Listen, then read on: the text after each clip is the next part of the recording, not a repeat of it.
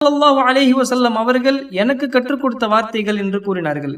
அந்த வார்த்தைகளை நீ கூறினால் உன்னுடைய தேவைகள், உன்னுடைய கடன்கள் மலையளவு இருந்தாலும் அல்லாஹ் அதை நிறைவேற்றி விடுகிறான் என்று கூறினார்கள். அதற்கு அந்த மனிதர் உடனே கூறுங்கள் என்றார்கள். அல்லாஹும்ம க்ஃபினி பிஹலாலிக அன் ஹராமிக வ அக்னினி பிஃபضலிக அம்மன் சிவாக.